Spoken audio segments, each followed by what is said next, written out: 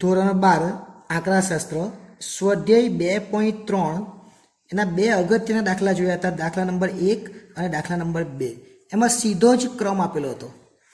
આજે આપણે દાખલા નંબર 3 જોવાના છે. એમાં ક્રમ નથી આપેલા, એમાં વસ્તી અને વસ્તી વધારાનો દર આપેલો છે, એટલે કે એક્સ અને વાય આપેલો છે. એના પરથી આપણે આરએક્સ અને આરવાય શોધવાનો, પછી ડી એટલે કે આરએક્સ ઓછા આરવાય અને પછી ડી સ્ક્વેર. આટલી વસ્તુ આપણે શોધવાની છે અને એના પરથી આપણે આર શોધવાનો છે. આ દાખલો માર્ચ 2019માં પૂછાયેલો હતો, એટલે આ દાખલો પેલા બે દાખલા કરતાં થોડોક અલગ છે. આવી ગઈ છે આપણી એપ્લિકેશન એસએસ એજ્યુકેશન. આ એપ્લિકેશનને ઇન્સ્ટોલ કરો. હવે જશે એકાઉન્ટ અને સ્ટેટનો દર દૂર મળશે સંપૂર્ણ પાયાથી શિક્ષણ. બધા જ પ્રશ્નો, બધા જ સ્વાધ્યાય અને બોર્ડમાં પૂછાયેલા દાખલાનો સમાવેશ. વધુ માહિતી માટે એસએસ એજ્યુકેશન એપ્લિકેશનને વિઝિટ કરી શકો છો.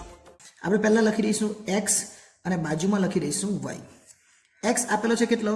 તો 57, પછી 45, પછી 14, પછી 18 અને પછી 8.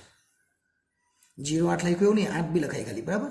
સારું લાગે તો લખી દીધું. 13, 20, 10, 15 અને 5. ખાલી 5 પણ ચાલે અને ખાલી 8 પણ ચાલે. 0 આગળ નહીં લખે તો કંઈ નહીં. આપણે શોધવાનું છે પહેલાં આર એક્સ અને પછી આર વાય. તો પ્રોબ્લેમ અહીંયા એક થાય કે આર એક્સ શોધવાના કેવી રીતે?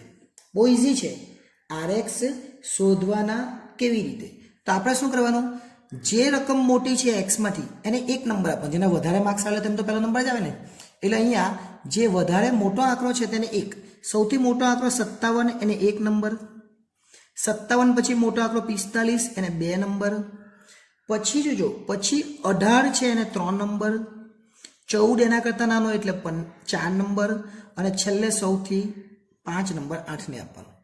હવે આમાં સૌથી મોટો આંકડો કયો? તો 20, એને 1 નંબર. પછી 15 ને 2 નંબર. પછી એનાથી મોટો 13 છે એટલે 3 નંબર. પછી 4 નંબર 10 ને અને 5 ને 5 નંબર. નંબર આપી દીધા. પછી શોધવાનો ડી. ડી એટલે શું? R X minus R Y. આમાંથી મેં 1 માંથી 3 જાય તો -2, 2 માંથી 1 જાય તો 1, 4 માંથી 4 0, 3 માંથી 2 1 અને 5 માંથી 5 0. સિગ્મા ડી હંમેશા 0 થાય એ જોઈ લેવાનો. સિગ્મા ડી હંમેશા કેવો થાય? 0 જ થાય છે. આપણે ચેક કરી લઈએ. -2 છે તો -2, 1 ને 1 વત્તા 2 એટલે 0 જ થાય. અને 0 નહીં થાય એનો મતલબ કે તમે ક્રમ ખોટા આપેલા છે. ચલો ડી સ્ક્વેર, આનો વર્ગ 2 નો વર્ગ 4, 1 નો વર્ગ 1 0, 1 નો વર્ગ 1 ને 0. કેટલા થયા? 2 ને 4 ને 1 6 થયા. એટલે સિગ્મા ડી સ્ક્વેર આપણો આવી ગયો 6. ખાલી ક્રમ કેવી રીતના આપવાના એ યાદ રાખવાના. દાખલામાં બીજું કંઈ નથી. તો આપણે લખવાનું આર બરાબર 1 - 6 સિગ્મા ડી સ્ક્વેર. આ સૂત્ર છે. છેદમાં n સ્ક્વેર -1. પણ n કેટલા? તો n કોઈ જગ્યાએ લખેલા છે કે અહીંયા કોઈ જગ્યાએ દેખાતું નથી n લખેલું, બરાબર? તો શું કરવાનું આપણે? 1 2 3 4 અને 5 એટલે n બરાબર 5 છે.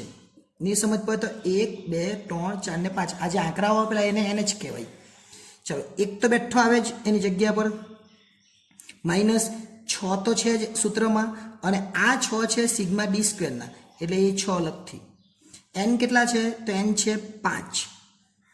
5 નો વર્ગ કેટલો? કે n નો વર્ગ એટલે 5 નો વર્ગ 25 ઓછા 1 એટલે 1 ઓછા 6 છંગ 36 થાય. છેદમાં 5 છે અને 25 માંથી 1 જાય તો કેટલા વધે? 24. 1 ઓછા ઉપર તો 36 છે જ, અને 24 ગુણ્યા 5 કરવાના. 24 ગુણ્યા 5 કરે એટલે કેટલા થાય? તો 24 ગુણ્યા 5 120 થાય. હવે 36 ભાગ્યા 120 કરીએ એટલે 0.3 અથવા 0.30 આવે.